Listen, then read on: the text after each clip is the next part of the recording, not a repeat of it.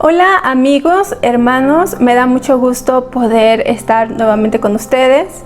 Quiero decirles cuánto les extrañamos y esperamos que pronto Dios nos permita volver a abrazarnos, volver a saludarnos, volver a vernos cara a cara.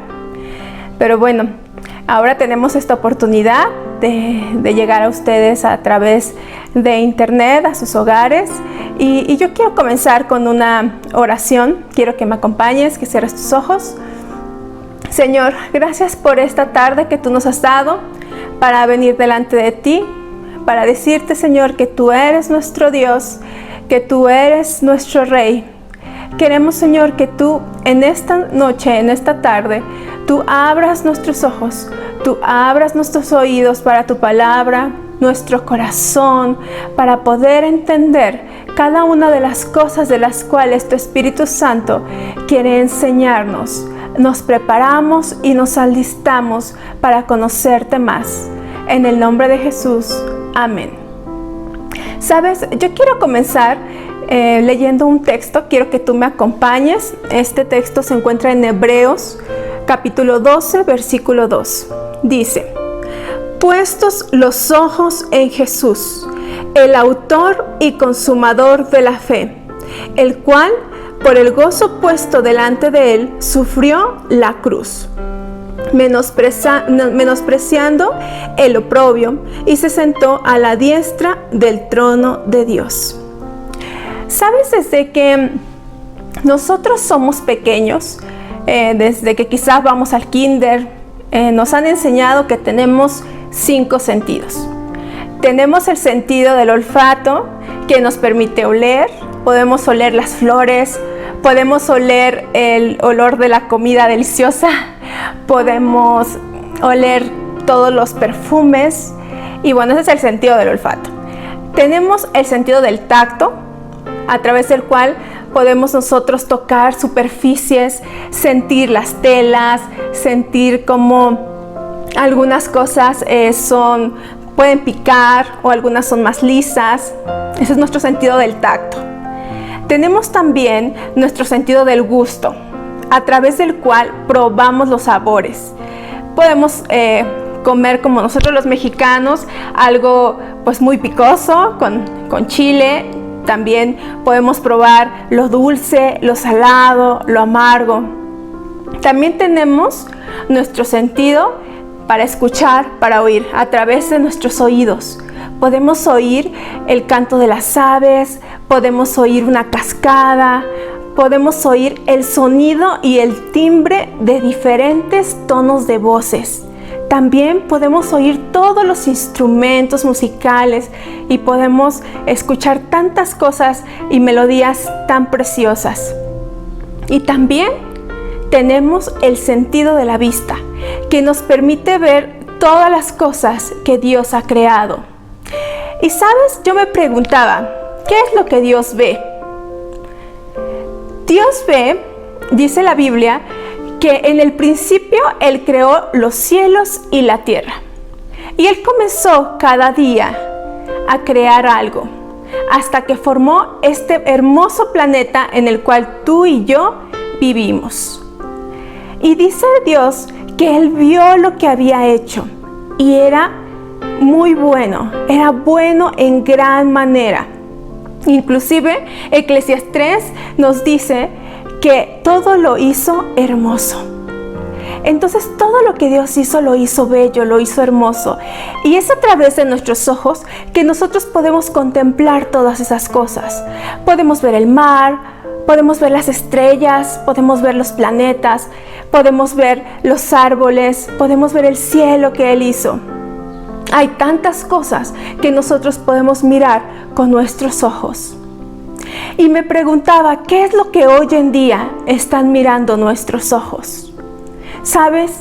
Tal vez hemos estado viendo estadísticas, hemos visto las noticias, también hemos tenido que mirar el dolor.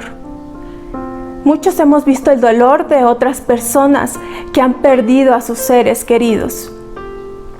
Y en la Biblia nosotros nos encontramos con mucha gente que tuvo diferentes miradas o diferentes formas de ver las cosas.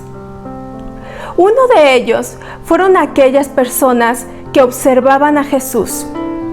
En los tiempos en que Jesús estuvo en la tierra, dice la Escritura que habían algunos hombres que le observaban. Ellos miraban lo que Jesús hacía, pero no participaban de sus milagros. Inclusive, le seguían para ver si acaso él cometía algún error para acusarle. Y te hablo de los escribas, los fariseos, los saduceos, los sacerdotes. Ellos miraban a Jesús únicamente para ver lo que él hacía, pero nunca iban a experimentar algo realmente vivo en sus vidas. Por otro lado, también en la Biblia encontramos otras personas, aquellas personas que miraron sus limitaciones. Nos cuenta en la Biblia la historia de Elías. Dice que Elías fue con el rey Acab y le dijo que no iba a llover a menos que fuera por su palabra. Así que no volvió a llover en la tierra. Y en aquel tiempo Dios alimentó a Elías. Dice la Escritura que un cuervo venía y le llevaba pan y le llevaba carne por la mañana a Elías, y luego pan y carne por la tarde a Elías, y él tomaba agua del arroyo. Pero llegó un tiempo en que el arroyo se secó porque no había lluvia. Y tú sabes, cuando no llueve hay sequía, y cuando hay sequía pues no hay siembras, no hay cosechas, y entonces viene un tiempo de hambre. Y dice la Escritura que Dios le dijo a Elías que fuera a Sarepta y que ahí iba a encontrar a una viuda que le iba a dar de comer. Entonces Elías obedeció la palabra de Dios y él se fue a este lugar. Y cuando él llegó a la puerta de la ciudad, él se encontró con una viuda y él le pidió agua. Esta viuda había salido a recoger unos leños. Entonces le pidió agua y la viuda fue y le trajo agua a Elías. Pero después Elías le dijo: ahora te pido que me des una torta.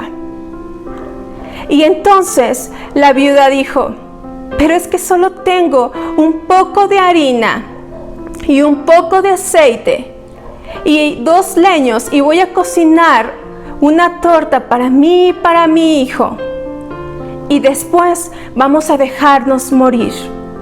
Esta mujer solamente estaba viendo sus circunstancias, estaba viendo las limitaciones, estaba viendo que solamente tenía unas pocas cosas. Me recordaba a aquellos discípulos cuando hubo aquella alimentación milagrosa que le dijeron a Jesús: pero solamente hay un muchacho aquí con 5 panes y 2 peces. Solo veían lo que estaba enfrente de ellos, algo limitado, una visión limitada, que estaba cegada por las circunstancias que se estaban enfrentando en ese momento. Y así era como era la visión de esa mujer: solo tengo esto y después voy a dejarme morir. La Biblia también nos cuenta otra historia. Esta historia se encuentra en Samuel. Tú y yo la conocemos, pero yo quiero contarte un poquito de ella. Dice la Biblia que el ejército de los filisteos se reunieron para hacer guerra con Israel. Y también Saúl y los filisteos, y el pueblo de Israel se reunió. En un lado, en un monte, estaban todos los filisteos, y del otro lado, en el otro monte, estaba Israel, y solo los separaba un valle. Entonces, del ejército de los filisteos, en medio de ese ejército, salió un hombre, un gigante llamado Goliat. Este gigante, dice la Biblia, que medía 6 codos y un palmo. ¿Sabes? Yo me puse a checar cuánto era más o menos un codo. El internet dice que son más o menos 45 centímetros. Significa que eran como 2,70 metros, más un palmo que eran como 27 centímetros. Este hombre medía casi 3 metros de altura. Era un gigante que había salido de en medio para atemorizar a Israel. Y este gigante traía un casco de bronce, traía una malla y parte de su malla pesaba 600 siclos de bronce, 75 kilos. Tenía una jabalina, tenía toda su armadura completa, una lanza, y venía con un escudero. Y salió de en medio y empezó a retar a Israel. Y él les dijo que viniera un hombre, que escogieran a uno que peleara contra él. Y si ese hombre ganaba, entonces los filisteos iban a ser sus siervos. Pero si Goliat ganaba, entonces Israel iba a servir a los filisteos. Y yo quiero que me acompañes, por favor. Vamos a Primera de Samuel. Vamos a leer el versículo 24. Dice de esta forma: y todos los varones de Israel que veían a aquel hombre huían de su presencia y tenían gran temor. Todos los que lo veían huían y tenían temor. Estos hombres estaban mirando a un gigante enfrente de ellos. Era lo único que podían ver. Un gigante amedrentándolos, un gigante retándolos. Pero dice la Biblia algo bien importante. ¿Sabes? El pueblo de Israel también pasó una cuarentena durante este tiempo. Si nos vamos un poquito atrás, unos versículos, en el versículo 16 del capítulo 17 de 1 Samuel que estamos leyendo, dice: venía pues aquel filisteo por la mañana y por la tarde, y así lo hizo durante 40 días. Este hombre venía cada mañana, cada tarde, durante 40 días a amedrentar al pueblo de Israel, a desafiarlos, pero ellos solo veían a un gigante. Ellos solo podían ver el problema. ¿Sabes? Yo quiero contarte la historia de un joven con su padre. Ellos vivían en una casa y esa casa comenzó a incendiarse. Y aquí quiero hacer un pequeño paréntesis. Hace como unos 3 años tuve la oportunidad de tomar un curso de manejo de incendios. Así que me llevaron a un lugar lejano, me pusieron un equipo especial y estuvimos haciendo muchas actividades, pero entre ellas hubo una en la cual entramos a una casa y había un sillón muy grande y ahí estaba el bombero que nos estaba entrenando. Todos estábamos puestos en pie escuchando al bombero. Y entonces él prendió ese sofá, ese sillón grande, él lo prendió, le prendió fuego y empezó a quemarse, empezó a incendiarse el lugar. Él nos decía que una habitación puede quemarse en cuestión de minutos, es algo muy rápido. Empieza a quemarse, a pasar el fuego de un lugar a otro y en minutos eso está quemado. Entonces yo me acuerdo que nosotros empezamos de pie, Pero sabes, conforme el fuego iba consumiendo, iba quemando ese sofá, el humo empezaba a subir y nosotros empezábamos a bajar. Te puedo decir que terminamos gateando, porque el humo era tan tóxico, no podíamos respirar y estaba oscuro, era gris. Y terminamos totalmente en el suelo. Así que este joven estaba en su casa con su padre cuando comenzó a incendiarse la casa. El padre salió rápidamente, salió por la puerta, pero el hijo lo que hizo fue subir al techo. Así que este joven se encontraba en el techo. La casa se llenó de humo, el humo empezó a subir, las llamas comenzaron a subir y el padre le gritaba desde afuera a su hijo: hijo, salta, salta. Y él le decía: salta, hijo. Y su hijo decía: pero yo solo puedo ver fuego, yo solo puedo ver humo, yo solo puedo ver oscuridad. Y el padre le decía: hijo, salta. Pero él le contestaba: padre, no te veo. Y eso es lo que pasa cuando nosotros vemos a nuestro enemigo. Cuando nosotros tenemos nuestra mirada puesta en las circunstancias, en las limitaciones, en la enfermedad, en el problema, cuando nosotros estamos situando nuestra mirada ahí, solo podemos ver oscuridad y no podemos ver al Padre. La oscuridad, el problema, la enfermedad, la situación va a nublar nuestra vista. Y entonces venimos a tener una ceguera espiritual, como sucedió con el siervo de Eliseo. Dice la Biblia que el rey de Siria tenía guerra con el rey de Israel. Y entonces, cada vez que el rey de Siria planeaba algo contra Israel, Eliseo iba y le decía al rey de Israel. Y una y otra vez, el rey de Siria planeaba algo y Eliseo iba y lo decía al rey de Israel. Entonces llegó un momento en que el rey de Siria dijo: aquí hay un espía. ¿Quién está avisándole al rey lo que yo estoy planeando?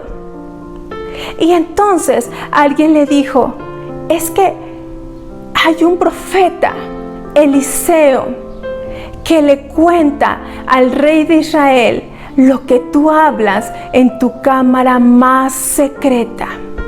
Y sabes, aquí hay algo tremendo, hay algo muy especial en esta palabra.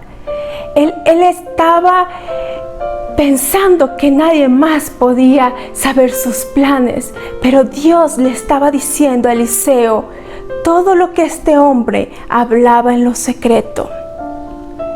Entonces el rey de Siria dijo: ¿y dónde está Eliseo? Tenemos que prenderlo. Y las personas le dijeron: él está en Dotán. Así que este rey mandó a su ejército, mandó carros, mandó caballos y sitiaron la ciudad de noche, la rodearon. Parecía que no había salida. A la mañana, el siervo de Eliseo vio lo que estaba pasando, vio a este ejército sitiando la ciudad, rodeándola. Y él fue con Eliseo. Él estaba lleno de temor por lo que habían visto sus ojos. Pero Eliseo le dijo: son más los que están con nosotros que los que están con ellos.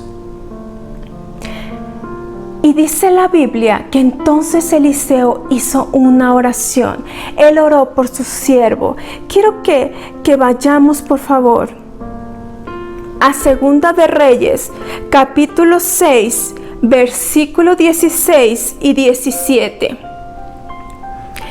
Dice así: Él le dijo: no tengas miedo, porque más son los que están con nosotros que los que están con ellos. Y oró Eliseo y dijo: te ruego, Señor, que abra sus ojos para que vea. Entonces el Señor abrió los ojos del criado y miró, y he aquí que el monte estaba lleno de gente de a caballo y carros de fuego alrededor de Eliseo. En ese momento, este siervo pudo ver cómo eran más con ellos que contra ellos.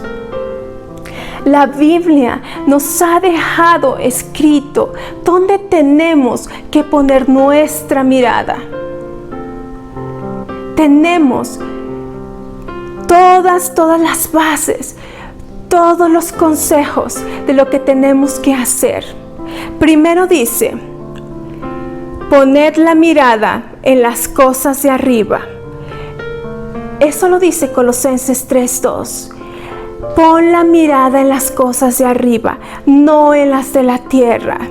Necesitamos alzar nuestros ojos y ver a Jesús.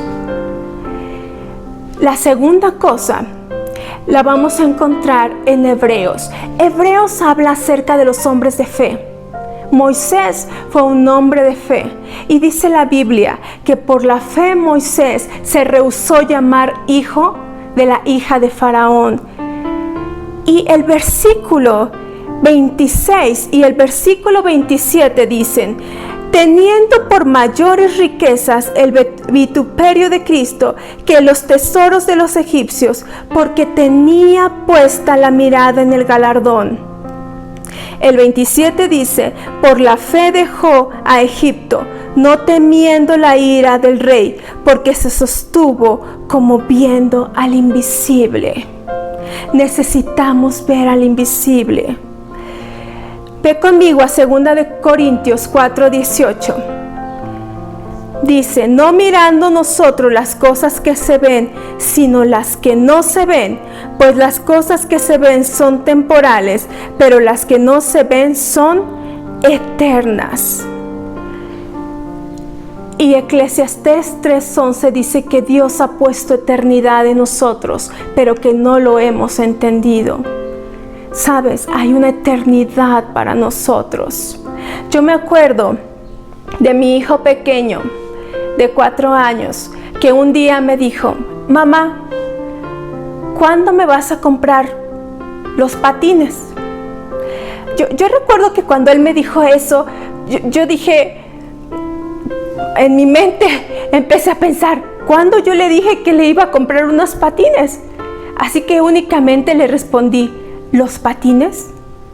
Y él me dijo: sí, para patinar en el mar de cristal, donde están las calles de oro. Y sabes, necesitamos tener nuestra mirada en que este no es nuestro final, nuestro lugar, nuestro último lugar. Tenemos una vida eterna. Tenemos que fijar nuestra mirada en eso eternal.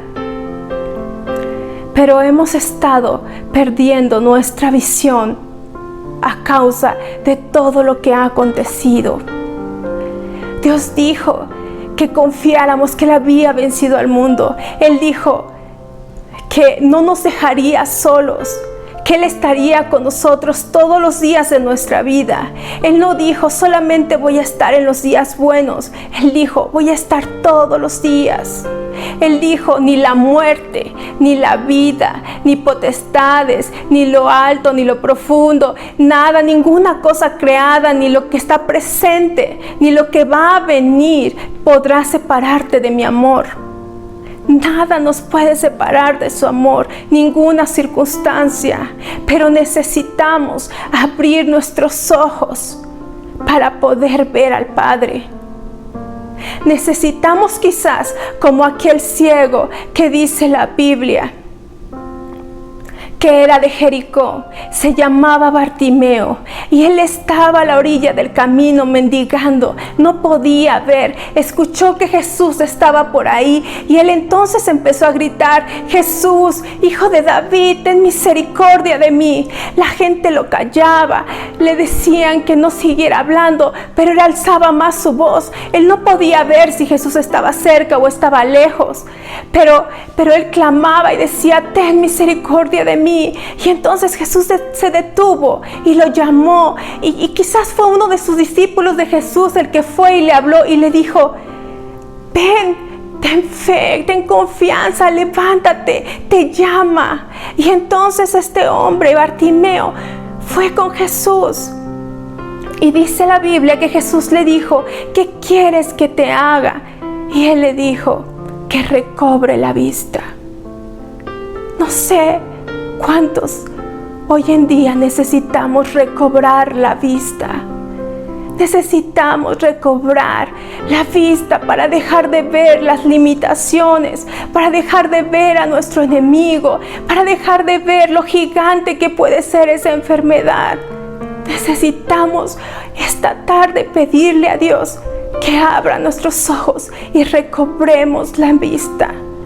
Yo quiero invitarte a que hoy vengamos delante de Él, reconozcamos que le necesitamos, que necesitamos verle, que necesitamos de su presencia. Cierra los ojos conmigo y dile: Señor, abre mis ojos, que recobre la vista. Quiero verte. No quiero ver más lo que está pasando. No quiero estar atemorizada por lo que hay a mi alrededor. Quiero dejar de ver al gigante porque tú eres más grande. Quiero dejar de ver lo que hoy sucede para verte a ti, el autor y consumador de la fe. Que recobre la vista, Señor. Abre mis ojos. Yo quiero verte. Yo quiero verte, Señor. Haz tu obra en mí. Amén.